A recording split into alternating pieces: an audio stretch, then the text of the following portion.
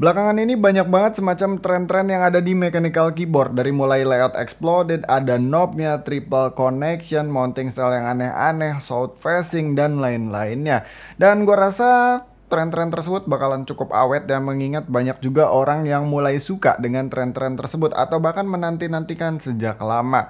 Mungkin itu juga menjadi salah satu alasan dari Vortex Series untuk ikut meramaikan pasar dengan tren-tren tersebut. Sehingga menghadirkan atau merilis sebuah keyboard yang menarik banget untuk dibahas, yaitu Vortex Series GT8 atau GT8. Oke, jadi ini keyboard adalah keyboard pertamanya Vortex Series yang punya knob, sekaligus keyboard pertamanya mereka juga dengan layout 75% exploded. Sebenarnya kalau 75% biasa, mereka udah punya CVX8.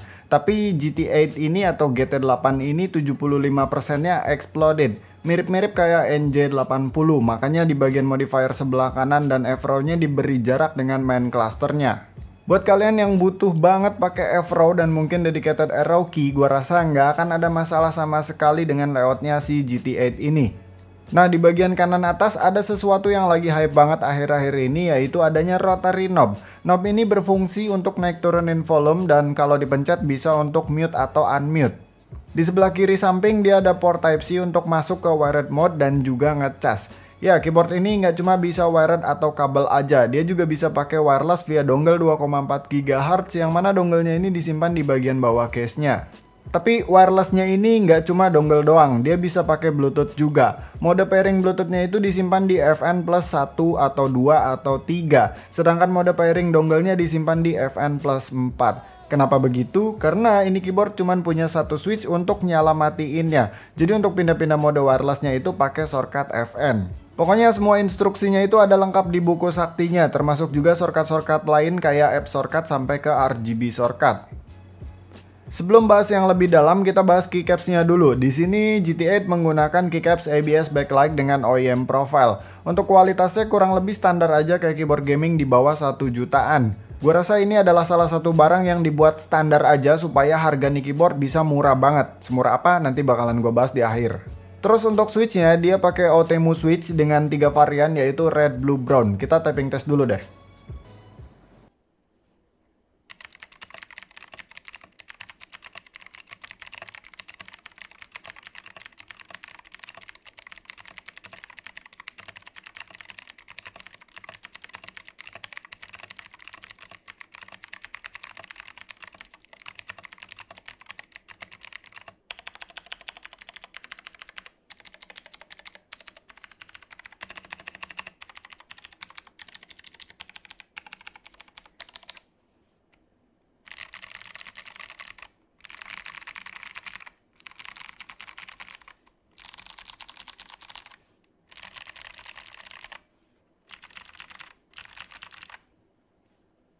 Nah, saatnya bahas ke sesuatu yang lebih serius lagi. Jadi ini keyboard disebut-sebut sebagai gasket mount termurah, tapi mari kita lihat struktur case dan juga mountingnya lebih dalam lagi. Jadi ini keyboard pakai case plastik yang kualitasnya standar aja kayak keyboard di bawah sejuta pada umumnya, dan dia punya top case yang dibaut dengan 2 buah baut di bagian bawah extra fitnya. Terus untuk bagian samping-sampingnya dia cuma pakai klip gitu aja. Nah, ketika top case-nya kebuka, kita disambut oleh set boardnya yang nempel ke bottom case. Hati-hati ketika diangkat PCB setnya karena ini keyboard bisa wireless yang artinya ada baterai di dalamnya. So, di bagian bottom case ada case foam yang bikin suaranya jadi cukup bagus karena nggak terlalu hollow meskipun pingi dari OTEMU Blue-nya masih kedengeran. Terus di sini ada 7 buah titik untuk menyimpan gasket stripnya. Nah, si gasket stripnya ini dia bukan pakai poron melainkan pakai karet yang cenderung tipis. Terus di bottom case-nya ini ada semacam stand off di mana 2 stand off besar menjadi tumpuan dari baut yang ada di balik fitnya tadi dengan diameter stand off di 8 mm. Dan untuk diameter lubang plate-nya itu ada di 6,3 mm. Jadi stand off yang gede ini udah jelas bakalan nempel sama plate-nya. Terus dia juga punya 2 buah stand off kecil yang gua nggak tahu fungsinya untuk apa. Hal itu menyebabkan PCB setnya jadi nggak punya cukup ruang untuk travel secara vertikal. Ditambah lagi desain plate yang fit in ke bagian bottom case dan lubang port Type-C di bottom case-nya ini ketat banget nempel sama port USB-nya. Biasanya kan kalau gasket mount pakai doctor board biar PCB setnya itu bisa dengan leluasa naik turun sampai ke bagian samping sekalipun. Jadi ini jatuhnya kayak KBD 67 Lite yang sama-sama nggak pakai Dr. Board. Bedanya di KBD 67 Lite itu nggak ada standoff satupun. So sebenarnya tidak ada travel yang gimana-gimana pada struktur mountingnya. Memang ini keyboard nggak punya feel yang bener-bener flex atau bouncy gitu, tapi tetap nggak sekaku Tremon sih. Ini agak mendingan dikit. Menariknya, mungkin beberapa dari kalian udah sadar dari tadi bahwa PCB-nya GT8 ini hot swap universal dengan OTEMU hot swap socket dan konfigurasinya sudah south facing.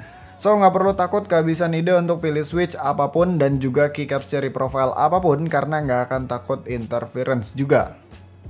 Terus untuk stepnya dia pakai plate mount yang masih goyang dombret tapi sudah factory loop atau preloop.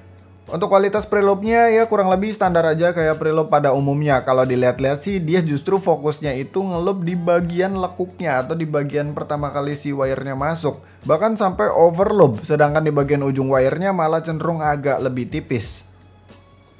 Ya gua rasa itu aja yang pengen gua share mengenai Vortex Series GT8 ini. Mengenai mounting style tadi harusnya udah cukup jelas ya, karena gua udah breakdown semuanya dan ya hasilnya seperti itu. Kalau lo ngarepin gasket di sini yang super duper empuk, flex banget gitu, gua rasa nggak bisa didapetinnya karena itu tadi dari strukturnya udah kelihatan sebenarnya plate-nya juga udah kelihatan plate yang fit in, dimana dia fit in sama bottom case-nya dan disitu bikin nggak ada travel yang gimana-gimana. Jadi rasanya ya kayak lebih jinak dari Tremon aja kayak gitu, tapi nggak se-flex itu.